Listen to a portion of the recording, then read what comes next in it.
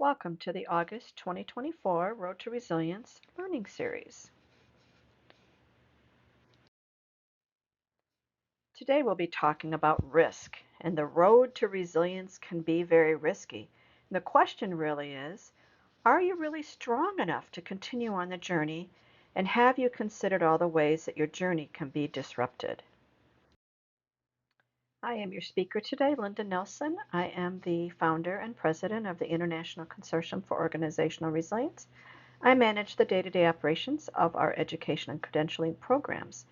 I am a member of the U.S. delegation to ISO Technical Committee 292 as well as 268, where we work on standards specifically in Liverpool. Coming up in a month, I'll be working on standards on organizational resilience, but also work on standards on business continuity, crisis management, communications, as well as community resilience. Don't forget, if this is your first webinar, we do have a Road to Resilience learning series. They're available live like today, as well as on demand, and you can register attend any of the ones coming up from September, October, and November, but you can also go back and go to YouTube or go to our website and view them on demand as well, so that you can earn your Road to Resilience learning badge. So some of the topics that we'll be discussing and have been discussing this month have to do with, are you going to travel down the road to resilience? And where do you want to go? Who's planning that journey? Who's going to be going with you on that journey? Who's going to be responsible for what? What are you going to do if that road gets closed? What are you going to do if some of the people on your journey get motion sickness? We've all experienced that. Consider what could happen to disrupt your journey, which is what we're talking about today. And next month, we're going to talk about what have we learned so far. And the major question we have is, of course, are we there yet? And how are we doing? And finally, are we in the right place? Is this where we want or meant to be? So today, with our focus on, really strengthening ourselves, are we strong enough to continue on that resilience journey? So we're going to look at strategies for increasing preparedness and managing risk, specifically focusing on really preparedness and risk this month. I always kind of make a joke that sometimes we over-focus on that, and really this is one of the 11 webinars where we're going to be focusing specifically on preparedness and managing risk, and considering strategic objectives to strengthen your organization's preparedness and managing risk capability. We're going to look at risk culture and really understand why individual disposition to risk is so important for your organization. We'll also look at making sure that you have a systems approach to managing risk and the importance of integration and reducing or eliminating silos. And last of all, we'll talk about this unified incident response and making sure that you have a common process for risk identification, notification, and management. This recording will be on the ICOR webinar page as well as YouTube in the next couple of days. If you have questions, in this case, since this is a recorded webinar, please put your questions in the email after the webinar in that survey, and I will get back to you immediately after that. And anyone you have to attend at least 35 minutes to receive a certificate of attendance. So please try to stay on for that long. Otherwise, thank you for attending. Just an explanation as to why this is a recording this time, and that is because I have an emergency dental appointment, and I didn't want to risk not getting back in time to be able to do this webinar live. So I decided to record it. And because of that, we won't have any of the polls or interaction, like I said, with the questions and things. But please make sure that you, if you have any questions, please put it in the survey after the webinar, and I will be sure to answer them for you. So why are we here today? Well, we're really looking at how can we achieve this resilient outcome of having systems in place that ensure that risk is effectively managed throughout the organization. And we want to make sure we're implementing systems. And that's going to be our key focus. Just to remind you, ICOR does have two organization resilience models that we're going to be referring to as part of this webinar. If you look at the resilience model on the left, you can see that one of the three dimensions is preparedness and managing risk, looking at how do you manage change, how do you manage risk, and how do you ensure you have available resources. And then when we assess organizations as to their resilience capability, preparedness and managing risk is part of that as well.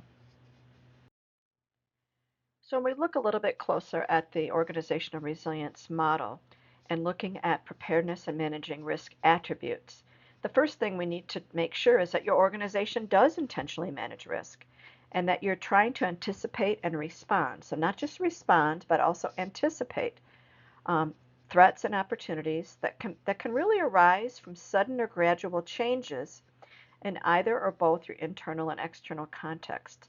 So notice this idea that managing risk is part of managing change. And we want to make sure that your organization has both the capability and the capacity to consistently deliver on its commitments under those changing circumstances and be able to adapt its operations to effectively manage risk.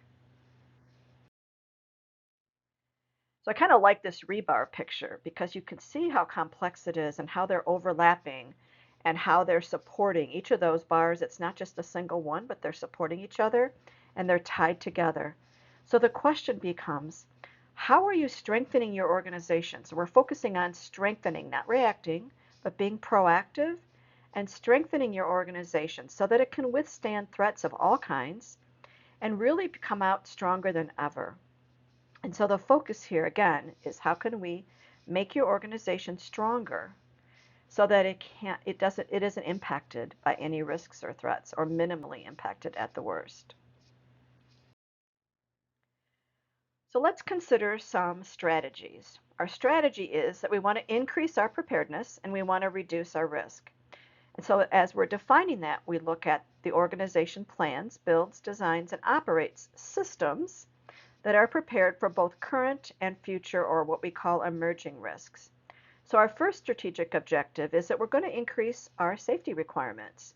And an outcome statement for that is that our safety systems will be prepared for future hazards and not just known hazards, ensuring that they meet the increased probability of multiple hazards occurring or arising concurrently. Our second strategic objective is that we're going to exceed our basic requirements for critical components, not just meet them, but exceed them. So we're going to design critical components to exceed basic reliability and durability requirements, and we're going to avoid the risk of cascading failures by providing that redundancy and using complex interdependencies. And then our third strategic objective is that we're going to manage those interdependencies of connected networks. So we're going to review all interdependencies within our networks to avoid that risk of cascading failures. And we're going to, by providing those redundancies. Our fourth strategic objective is we're going to design to fail safely. So we're going to focus on sustaining safe conditions during disasters and disruptions, and safety will take a priority over our continuity of services. We will also design for multiple scales. So we're going to try to maximize the value of resilience investments using both preventive and adaptive design solutions to achieve resilience, and those are going to be addressed at different disaster and time scales. This is where your business continuity becomes really important in the information that you've collected there. And we're going to commit to maintenance.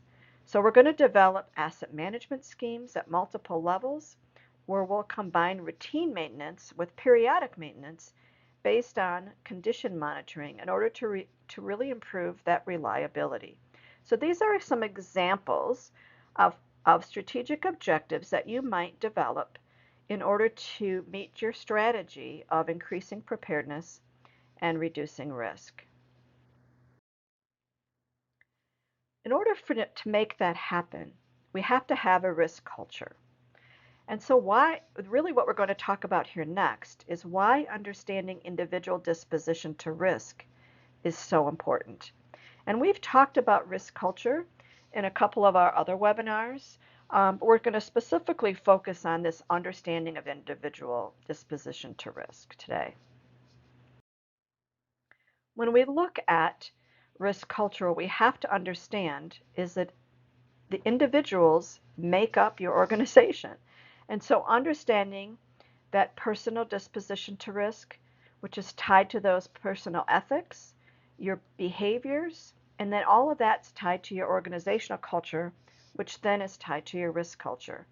So it's very important to understand the effects of that predisposition towards risk, as well as your own personal ethics in shaping attitudes and behaviors. Every individual brings to the job a unique perception of risk, and each individual's personal predisposition to risk, try saying that really fast, contributes to their ethical stance, how they behave, and how they make decisions. And understanding as well that every organization has its own approach to risk or its risk culture that may or may not be helpful in successful management of risk. Because risk culture is a product of your overall culture, it's really, really important that you have an understanding of what that is. Now, obviously, if you're a highly regulated organization, your risk culture might look very different than, if you're a marketing organization or if you're an organization that is not regulated. So let's take a look at the different individual predispositions to risk categories that the Institute of Risk Management has put together. So at the top, we're going to look at kind of the low categories, and the bottom, we're going to look at the high categories, and then the middle is, of course, kind of our typical or average. So somebody who's wary has very low risk tolerance. They tend to be very self-disciplined, cautious, and sometimes uneasy and conservative. They're ultra sensitive about vulnerability to risk, and they are really zealous and fervently seek to have control over all of risk. So as we're going through this, kind of think about yourself as what would be your individual predisposition to risk. And you might actually fall in more than one category depending on the situation at hand. When we're looking at the intense predisposition to risk, again, this is low tolerance. It might be someone who's more ardent or anxious, edgy and passionate. You might invest passionately in people and projects, but you might be haunted by the fear of disappointment, and sometimes this can become a self-fulfilling prophecy as well. When we're looking at prudent, again, low risk tolerance, you tend to be more detailed and organized, systematic and conscientious. Your primary concern might be to bring order to everything and try to eliminate risk and uncertainty. And this is kind of interesting. I would say that, I have very low risk tolerance when it maybe comes to my children or grandchildren. But I might be much more adventurous when I want to try out a new product or service for ICOR. So it's kind of interesting that's why I say that the scenario that you're aligning this to, you might actually change your predisposition to risk. So as you're looking at this, and if you're looking at this Institute for Risks Management study, which I think you should, or this paper that you should probably look at, and I'll include it in the references at the end of the webinar, but understanding context for this predisposition, I think without that, your results might not look what they should. So we're kind of moving into the average field now, this being more spontaneous. You might be someone who's more excitable, unpredictable, very enthusiastic and impulsive. You might be attracted by the idea of spontaneity and risk, but you might live to regret some of the decisions that you may have made in haste, for example. Or again, average, you're very deliberate, you're analytical, you're investigative, you tend to be calm and businesslike. You tend to be calculated and sure-footed, and you like to test the ground, and you never want to go into anything unprepared. And I would think that those of you that are responsible for managing risk might want to make sure that you've prepared for everything. Moving to the carefree, these are people that have much higher risk tolerance. You might get excitement by seeking unconventional, you might be more considered impetuous. Maybe you relish the excitement of kind of on-the-fly decision making required for fast-moving situations. And here I would say sometimes you'd have to have a high risk tolerance when you're in the middle of a crisis because you have to make on-the-fly decisions in a very fast-moving situations where maybe day to day you might be really more prudent or deliberate, but when you're in the middle of a crisis, you might actually need to be a little bit more carefree because you don't have time to deliberate. Again, being composed is also on the high area. Here you might be very cool-headed and self-contained and things don't bother. You're imperturbable. Um, you're very much a stranger to anxiety and you might even be oblivious to risk, but you're also able to keep your heads when others lose theirs. And so here again is where kind of that carefree and composed might look kind of scary on the front end, but when you're in the middle of a crisis, you need to keep your head. You need to really stay calm and cool-headed and not be anxious. If you're being anxious and you're in charge of a crisis, it could be a real problem for both you and your organization. And then the adventurous piece is where you've got a very high risk tolerance. You might be described as uninhibited or fearless and challenging and adventuresome.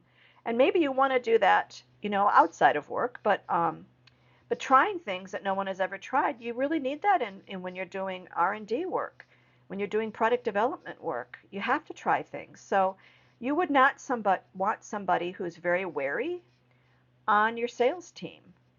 They're not going to sell very much. And so this is why it's really important to understand everyone in your organization's individual predisposition to risk and how it relates to not necessarily their personal lives, but how it pertains to the job that they're doing within different contexts, whether it's business as usual operations or during more of a crisis type of event.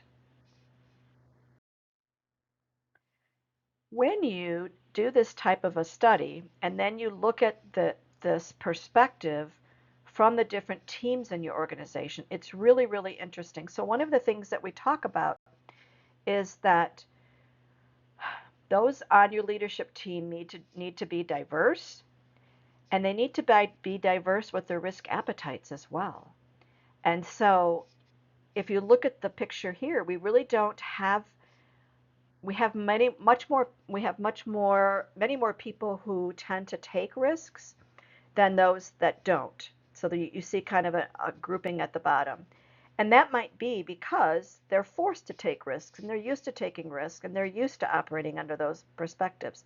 But when you're trying to make sure that you're very diverse, maybe you want to bring some people onto that board and executive team that are more intense, spontaneous, and wary and deliberate, just to kind of make sure you at least have representation equal to what you have on the carefree and adventurous and composed side. Internal audit, here I would agree, I would not want really anybody in the internal audit that's carefree, adventurous, or composed. I would want my internal audit people to be much more risk averse than others in the organization. Again, marketing and public relations type things, you can see here, they're much more spontaneous and carefree and adventurous and composed, but maybe it's really good that you have a sprinkling of people who also are a little bit more risk averse. And just as a final example, your HR or your talent management, I would want this group to be as diverse as possible, and I would say equally diverse. So you can see that in this picture, there aren't very many prudent, deliberate, or composed people. And I would think that would be then, as you're looking for people in those positions, that you look for people intentionally for that. And here's the words that we're talking about. We're talking about intentional. We're talking about the importance of understanding not just the culture of your organization, but your risk culture. So, because if you don't understand that, how will you effectively not just react to risk, but to plan for it and to get ahead of it and to be ready for it? And so here is where no matter your function, your level of management, or within sections, departments, or teams, you should know where the different risk types are most concentrated, or where there is underrepresentation or even a complete absence of a risk type. If you don't know, you can't make decisions. So it's really important for you to know. And this Institute for Risk Management paper provides you with a lot of information on how you might do that. So one of the things we talk about with all of our resilience models here at ICOR are these enabling behaviors. And so when we're talking about working as using a systems approach and eliminating or at least reducing silos, it means we have to be integrated and collaborative. And so our goal here is to increase that coordination, or even the word collaboration, and integration among all of your functions, departments, divisions, in order to really improve your ability to work effectively across organizational boundaries and reduce those silos or stovetype behaviors. There's so many great videos out there on reducing silos, but because many of you, if we go outside to a YouTube video, you won't be able to see it. So we're unable to include some. But it's really, really important that your organization is intentional about reducing silos and is as collaborative and integrated as possible. So when we look at integration, kind of you see your stovepipes or your silos there, we really need to understand how each part of the organization contributes to the broader axis of whatever activity it is you're talking about. And having those common goals where everybody's trying to support the achievement of those organization objectives should not be done in isolation. And it usually is not. And so, if you've done a business impact analysis for business continuity, for example, you've done an analysis of every activity that your organization has. You've analyzed how important each one of it and who's involved in all of that. And so this is really, really important information that needs to be shared with other parts of your organization so they can understand how to integrate and reduce these silos. Because we need that cross-organizational collaboration and alignment. And this really requires the development of effective working relationships across the organization and really having that understanding of how one group's work affects others and vice versa. So going back to that, why it is so important to work in a systems approach and integrate and collaborate. So let's look more at a systems approach. So here our strategy is we're going to be more systematic. And so you have a coordinated approach to increasing preparedness and managing risk that ensures the alignment of systems and the elimination of silos that might create barriers among your different functions. So a first strategic objective is that we're going to have the coordination and alignment of systems. And so top management is going to ensure that the organization has the capability to design and develop systems to increase preparedness and managing risk. And so they're going to regularly assess how each system contributes to the overall resilience of the organization, and they're going to address weaknesses where these are found. And then our second objective is that we need to have a unified incident response structure. We cannot be siloed in our incident response. And so we're going to implement a unified incident response structure in order to increase efficiencies, determine those common incident objectives, and achieve joint direction. So ironically, we're trying to show what does this look like. And here we end up with some pillars, but I want you to understand that we're using pillars here to demonstrate how they all need to be working together. And we have all sorts of things that we're doing. So how do we bundle them together to get more of a systems-based thinking? And so we divided this between operations, technology, and general management. So on the operations side, on the risk side, you might have incident response, business continuity, crisis management, supply chain management. On the technology sides, it might be your critical environments like data centers, your information communication and technology continuity. I'm not saying disaster recovery, I'm saying continuity. How you manage your data storage and availability, and how you manage your information and cybersecurity. And just examples again under management, you would have your asset management, your quality systems, your financial systems, as well as your talent management systems. Big picture here. The main thing is that you need to design, develop, and coordinate those systems and make sure that they're aligned with the strategic objectives, because this is really fundamental to building that resilience capability. Let's look next at how a unified incident response structure can help you to build a systematic or a systems approach to managing risk. So obviously, organizations should make decisions together based on an agreed incident management objectives, and they should be prepared to manage a situation where circumstances change and be able then to modify decisions when necessary. But to do that demands, really not just requires, but demands collaboration for the management of all types of incidents. Let's look at how many of our organizations um, have put together our incident response structure. We have one for life safety. We have another one for information and cybersecurity, and another one for managing supply chain disruptions. Of course, we have our business continuity incident response structure that might or might not include responses to natural disasters. That might be under life safety, it might be under facility management, it might be under business continuity. And then, of course, we also have that reputational type of incident. And what does that look like? So the challenge we have is to build an incident response capability that can be applied to any function, in addition to any of those listed here, as well as across multiple functions within the organization, and have them operate as one single system.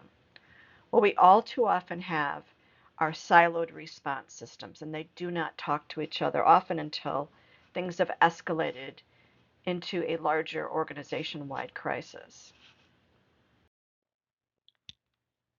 Let's investigate how we can take our current incident identification and notification systems by function and tie them together into a unified incident commander or an incident, a unified team. So currently each function would have its own escalation and reporting triggers.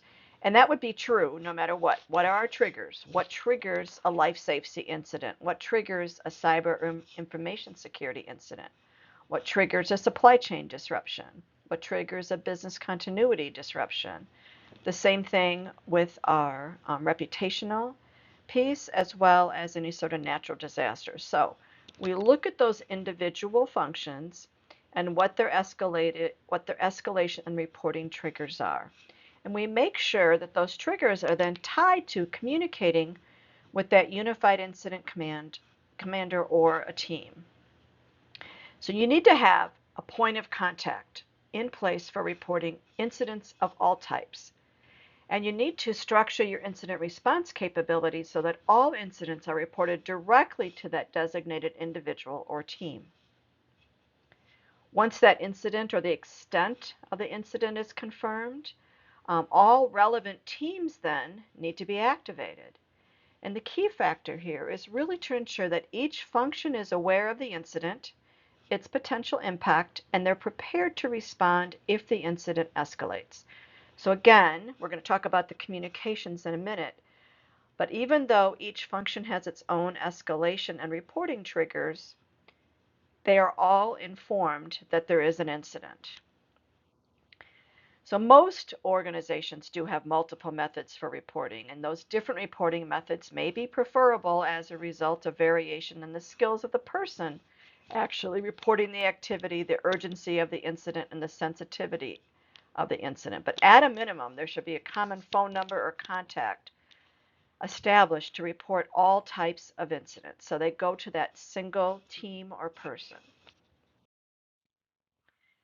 Melissa Agnes has an interesting internal escalation protocol that you might be interested in. So there's been an incident detected by someone. And then there's the first step is to notify the appropriate team. And they do that initial analysis of, what do we think is actually happening? And then they look at, does the incident potentially exceed the risk appetite or meet an incident scenario that you might have in place? If it doesn't, you continue business as usual and appropriate departments, continue to perform those responsibilities as usual. If you're not sure or you think it's probable that you may, you put people on standby and then you start to investigate further the potential scope of that incident. If it's a yes, that functional team assesses the incident and says, does it meet the criteria for activation? If no, you continue to monitor. If yes, you activate those functional teams and plans.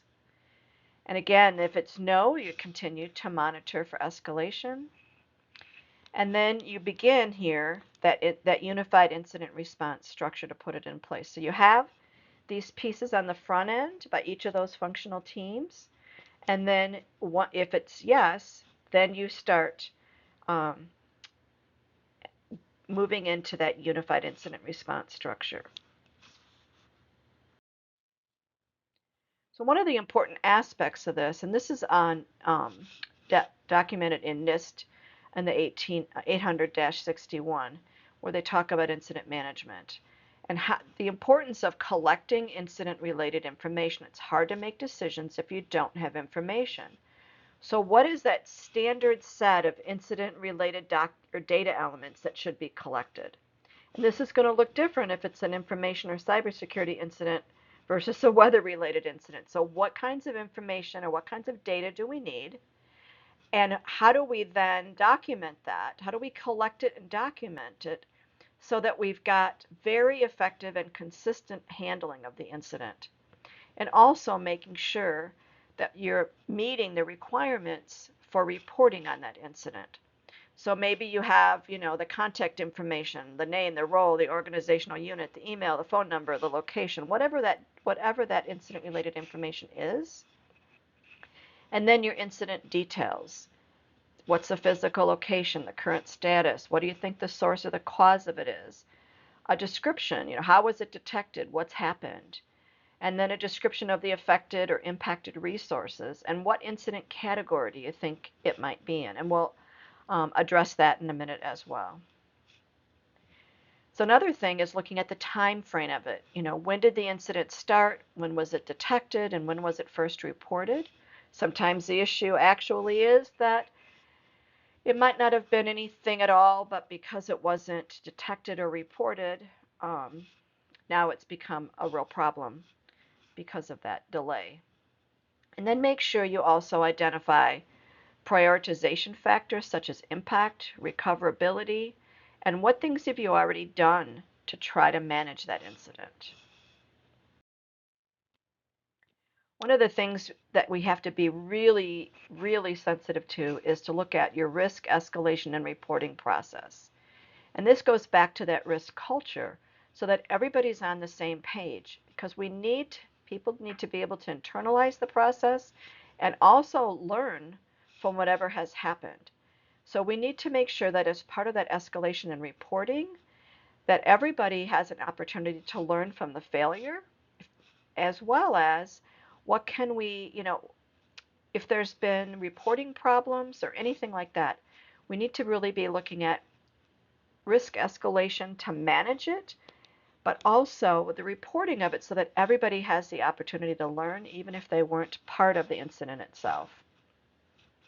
Because it's about continuous improvement and making risks themselves as visible as possible to all the staff within the organization.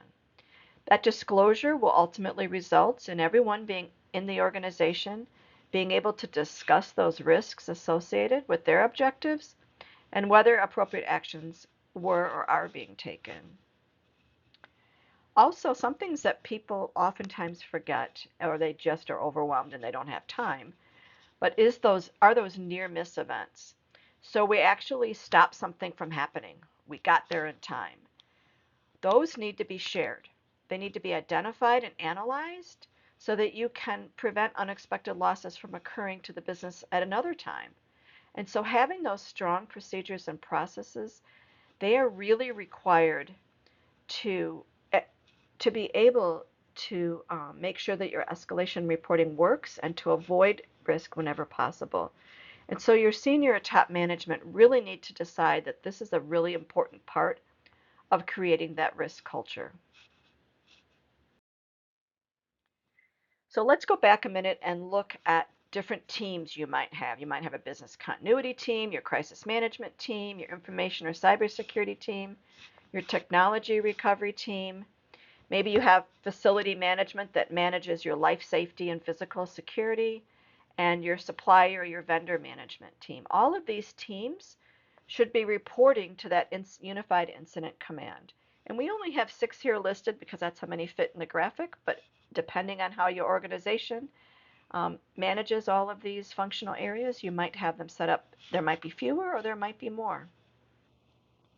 So once your incident is analyzed and prioritized, that unified incident command really, the next step is to notify the appropriate individuals so that everyone who needs to be involved is involved. And those policies that you have for incident response should include provisions concerning that incident reporting that we just talked about. At a minimum, what must be reported to whom and at what times. And the exact reporting requirements we understand is going to vary among organizations, but you do need to have this documented and clearly understood. As mentioned before, information sharing is a key element of enabling both coordination and collaboration and integration, because even the smallest organizations need to be able to share incident information with their peers and their partners in order to deal with incidents more effectively. And you should perform information sharing throughout the incident response cycle and not wait until the incident has been fully resolved before sharing those details. So understanding that this is a before, during, and after process, not just an after. Kind of a high level here, most management system standards have requirements for how you need to share information during an incident. And that needs to be planned for ahead of time. So your organization, by functional area, really needs to understand about what it will communicate. So how are you going to communicate about the incident? And that's going to depend on the nature of the organization as well as the type of situation or incident it is. Remembering that some organizations have legal or regulatory obligations to communicate at certain points. Then considering when you should communicate. There should be or maybe thresholds where it becomes imperative to communicate. And your context itself, who you are and what you do, may dictate how frequently communication should take place as well. But there should be a schedule. There should be thresholds put in place, or triggers, you might want to call those. Also with whom? Who have you identified to talk to?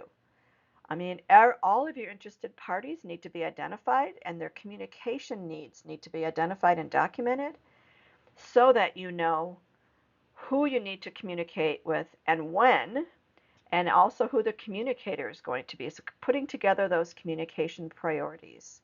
You would really hate for someone on your board or one of your very important clients or part of your value chain to hear about this in the news and not hear it from you first.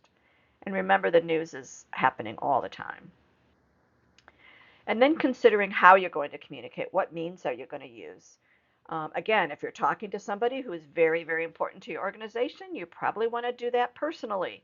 And it probably needs to be done by someone more senior in the organization. And then that ties back to who that person is. So you should also have spokespersons who are going to represent the organization, and that who those specific people will be for those different points of communication all the way through the incident.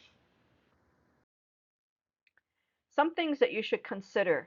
So we talk about putting together an incident response scenarios and having that common process. So here's some questions that you might use to help you figure out what that common process is.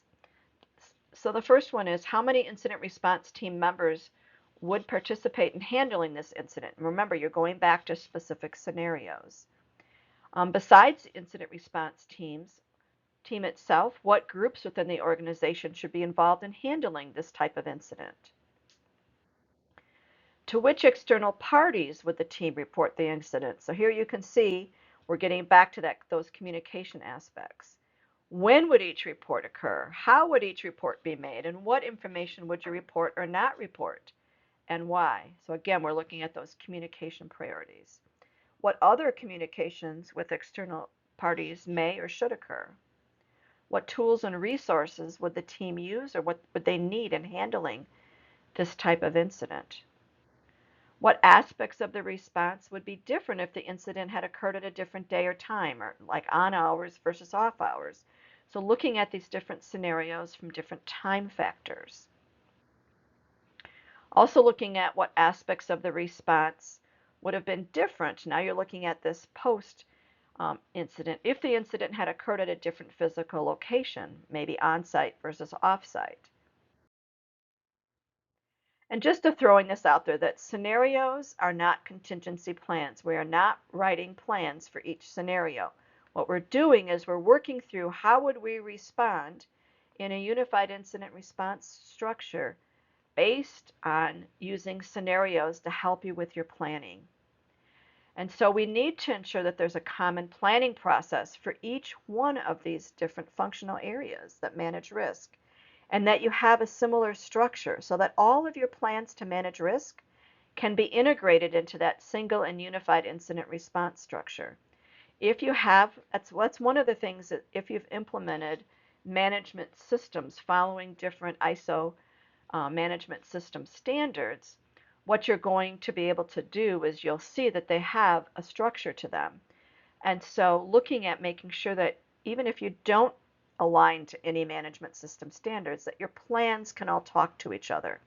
And I'm not here to sell you any software, but one of the things we actually see, and I'm throwing this out there as something to be careful of, is that sometimes in organizations, especially global organizations, they're even using different plans for different software for different plans for even just business continuity. So not even the plans for business continuity talk to each other across the organization. We're talking about silos and the devastating impact that silos have. So number one, you need a unified incident response structure. Number two, you need to have your plans to manage those different functional areas and the risk involved with that aligned so they can talk to each other. And using different scenarios really helps you look at how certain incidents can impact different functions and help you identify triggers for that collaboration and when that should occur. I almost feel that this simple graphic here, if you take away nothing else from this presentation today, this is something that you should walk away saying, okay, we can do something here to improve and reduce some of the silos that we have. As part of that, we talked about triggers, and I kind of like these different colored buckets. You need to have some categories for your incidents. So if you think about it, but you're putting different types of incidents in these buckets. And each bucket and each color holds a bunch of incidents. And within the bucket, these incidents would then be logically grouped by a subset of characteristics within with each one of those buckets. And that categorization helps those responding to understand what type of incident has occurred or might potentially occur. I just want to finish up, normally when you do a risk talk of any kind, you start with what are our sources and types of risk. So I just wanted to go with this near the end because we're talking about setting up a structure. We're talking about setting up systems. And so as we do that, we should consider the different sources or types of risk. Of course, we need to look at strategic risk, things like that your strategy becomes less effective and your company struggles to reach its goals as a result. This can be due to many types of changes. Maybe you've got a new competitor, or you've got a market shift in your customer demand, or even we've seen, of course, most recently, spikes in the cost of raw materials, or just large-scale changes in how we operate. Also looking at um, compliance type of risk. When we're looking at compliance risk, we're looking at things like, are you complying with all the laws and regulations that apply to your business? And if not, this often becomes a strategic risk. And when you're doing that compliance risk, you need to be looking at what are your new markets that might expose you to new regulatory requirements. And how sure are you complying with every single rule and regulation that applies to your business? And so what do, if you've unwittingly broke one of those? And so even looking at something simple, like if we hire more employees, does that expose us to any new employment regulations? Things like that. And then, of course, what we're most familiar with is operational risk, where there's an unexpected failure in your day-to-day operations, which can be technical, like your computers, your servers, your network, or it could be caused by your people or processes not working as they should be. And also very common is financial risk, and I'm sure every organization has some sort of system, hopefully, that manages financial risk. And understanding that if your operational risk um, becomes so big, it also can become a financial risk to you as well, because if your core operations are being disrupted, that's going to impact your liquidity, for example. So most often financial risk, we're looking at things like extra costs or lost revenue because of a business interruption, but also looking at usually financial risk is specifically looking at the money that's flowing in and out of your business, um, or a sudden financial loss. And it could be from something like a large portion of your revenue comes from a single large client, or you have a large amount of debt, or you're seeing fluctuating exchange rates. Right now in the US, everybody's been very happy because of the strong dollar. But that means other countries that we're doing business with are not so happy. And one of the biggest issues is having inadequate liquidity. So you have money, but you can't get to it. And finally, looking at that reputational risk. It can be like a major lawsuit, or maybe you've got an embarrassing product recall, or you've gotten negative publicity about something that you've done, criticism of something like your product. But it doesn't even have to be a major type of incident to cause reputational damage. It can be what we used to call death by 1,000 negative tweets. I don't know what they're called anymore. 1,000 negative X's? Not really sure. But anyways, all of these things need to be considered when you're looking at the different sources and types of risk. So this is one of my favorite videos. And so we need to predict risk. And so looking at scenario planning, you should watch this video. It's called the Crystal Ball Method. And I've included the URL to the video in YouTube for you. But this guy orders on Amazon or wherever a crystal ball. And he brings it into his boss and he says, we're going to be able to predict risk and we're going to get ahead of it. So they ask this crystal ball all sorts of questions. And the crystal ball, it tells them what's going to be happening. And the boss is just ecstatic because they're going to be able to get in front of whatever is going to happen and they are going to be in great shape. But what you've missed is that the crystal ball rolled off the table. And after he finished unpacking the box, he goes, whoops, there was a stand for that crystal ball. I guess we're back to where we were. So understanding that we don't have crystal balls, but we do need to put, risk mitigation strategies in place, like having a stand for your crystal ball. It's a really nice video to show. It's like a minute and a half, something that's fun to show if you're giving a presentation. So to kind of finish up and summarize, implementing a systems approach, you need to build redundant systems.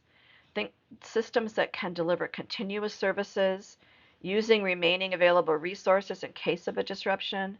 You need to plan for that independence to realize how you can efficiently transfer functions internally to improve that system redundancy. To look at having those prepared systems so that you can have a rapid inflow of emergency resources. Some of the biggest issues is we didn't get the resources we needed quickly enough. And so making sure you have plans in place to address the impact of those disruptions. You need to be also resourceful. So what can we do to mobilize those needed resources and services when they're needed? And finally, strategic objective 4, make sure they're not just redundant but robust. What can we do that can improve the absorption and resistance to threats? Really that mitigation side, so that you're mitigating the spread of those damages. So to conclude today, to strengthen the resilience of your organization, being prepared and managing risk is an essential capability, which I'm sure if you're attending this webinar, you would agree with because you have some sort of responsibility for that. But you need to also understand your risk culture and the individual disposition to risk because it's a very important aspect of strengthening your organization's resilience. All organizations should implement a systems approach to managing risk, helping you to reduce or totally eliminate silos whenever possible. And finally, implementing a unified incident response system is one example of how to use a common process for managing risk and increasing preparedness. These are the additional resources. When we send out your certificates, we will send you these links so that you have them. Again, please put any questions you have into the post-webinar survey, and I will be happy to get back to you with those. And just a reminder that you can gain recognition as a leader in resilience by getting certified by ICOR as a resilience manager, professional, or executive. These courses are intended for those responsible for increasing resilience and for managing risk throughout the organization. Next month, we're going to be talking about what have we learned so far on our journey. And so we're going to be talking about having an environment of learning and sharing knowledge in your organization. If you have missed any of these past webinars, again, you can view those on our website as well as on our YouTube channel. Thank you for attending, and we hope to see you again next month. Bye, everyone.